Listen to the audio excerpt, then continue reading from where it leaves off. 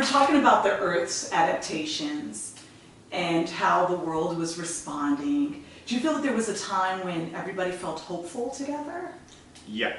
So if you look at like a hurricane, for example, chaos, chaos, chaos. You get in the center of it, like if it's passing through an area and it's just calm, peaceful. Eye of the storm. Eye of the storm.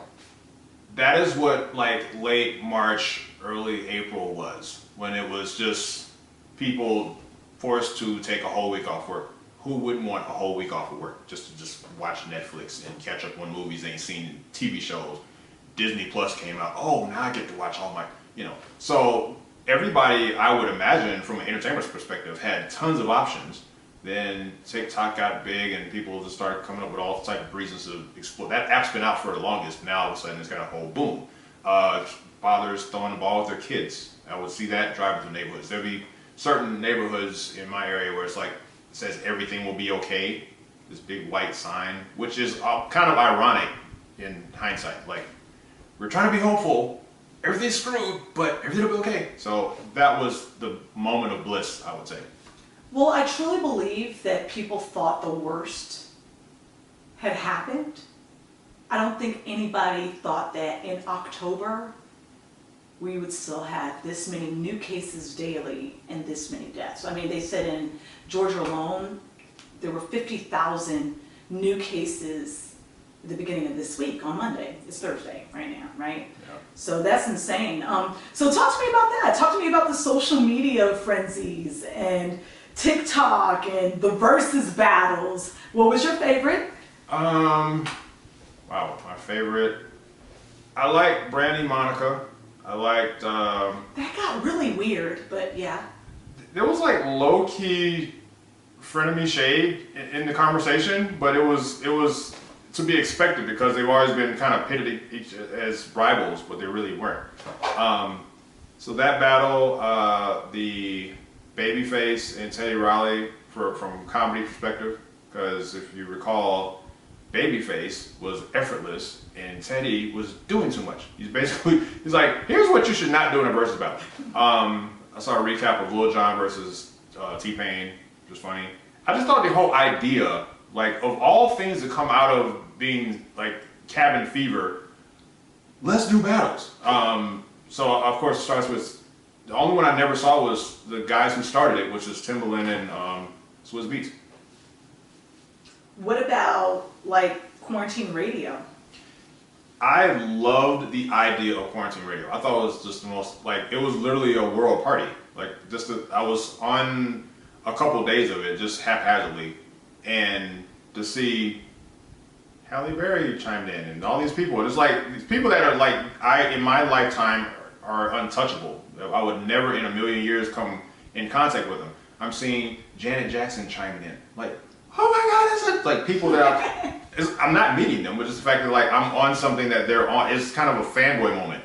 All doing the same thing at the same time. That's pretty special. Yeah, it was crazy, and he was just playing like amazing, like just like the greatest at that time, like the greatest playlist for hours. If you had a perfect iTunes playlist and just let it run for hours, that was quarantine radio. What new music came out of quarantine time that you're crushing on right now, what you vibing to? I got into Kalani's latest album. I got into I was kind of rediscovering older stuff. I didn't really get a lot of new per se. I was kind of going back. Like after the Babyface and Teddy Riley battle, I went back and found all my favorite like 80s and early 90s like R&B content. So I started like re-downloading stuff. Like, I forgot I had that. Let me go back and put. So I went backwards. I didn't really get a lot of new. So did you feel a lot of nostalgia though? Did it allow you to like find your inner kid, get back to who you are and things that made you happy? Yeah, that was one of the cool things. You have the time now. You have the time to kind of like reevaluate yourself in a positive, in all ways. So that was one of the good things. I can kind of like just, I'm editing pictures. I got great music playing. I'm all like all my old hip hop, all my old R&B. So yeah. Meanwhile, I started running, so I was running 3 to 5 miles every day, and I discovered The Baby.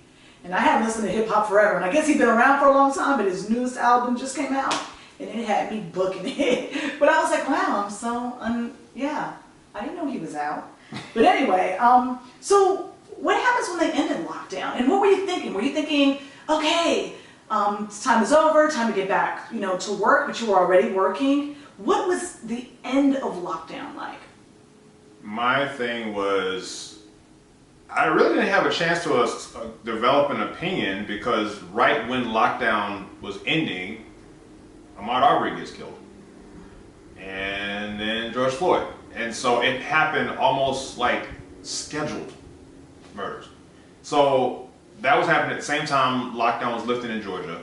And I was apprehensive because, the conditions hadn't changed just because they picked a date to just start sending people back to work or whatever. It's like, well, do we have any word from the CDC? Like, nobody with any sense is saying go back to work. So why are we going back? And then that happened. And the first thing I thought was chess moves. Now people are upset. They're going to start protesting. They're going to start gathering. The one thing we shouldn't be doing. They're going to start. And I felt kind of hopeless because the worst happened beyond how bad I thought it was going to get. What did you feel your job was? You said you felt hopeless. And what did you feel? Did you feel like, okay, I'm too old to be in the streets protesting? Or did you feel like, man, they're idiots. What are they doing? They need to get back here. This is not how we saw things. How did you feel about the protests and the riots? At first I felt numb because I was in the protest back in like 2016, Philando Castile and Eric Garner and whatnot. When that happened, it was like rage and pissed off and we need justice.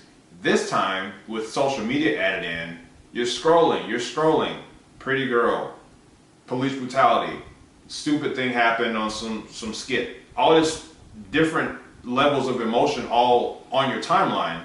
So seeing that, I was like, it's happened so much since 2016, I'm almost used to it.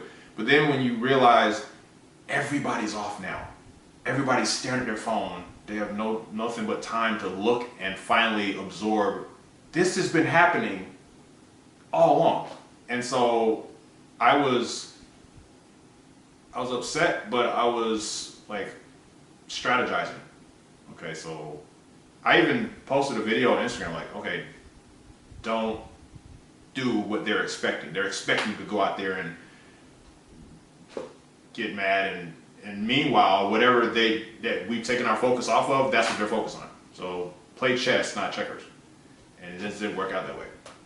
It's funny what you said about scrolling through social media and seeing different things because just so you know, I've never witnessed a single police brutality murder.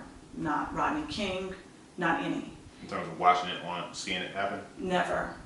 And I was scrolling and I thought I was watching a friend's video in the car with his kids, and I'm watching the video, it's at Wendy's, and all of a sudden this man is running and gets murdered. And I dropped my phone. I had no clue what I had just watched. And although I've always been cognizant of what happens, and I'm well learned, and I read my history, and I try and pay attention to what is happening. And when people say remember the names, I'm like, all right, let me pay attention. Right, it's different. Physically seeing the footage is a different experience. And then it's up the block. It's in Atlanta, right up the block. Yeah. And I don't know. I felt strange because I'm older now, and I remember back in the day I used to protest, I used to go out in the streets, and now I've done it for like the Women's March, things that I knew were safe because I have children and I bring my kids with me. And I remember thinking, what do I do? Because I don't feel like I want to be there, I want to help, I want to be a voice, what do I do? And I was trying to search different ways that I could be an asset. Did you feel the same way? And I discovered a way, but how did you feel?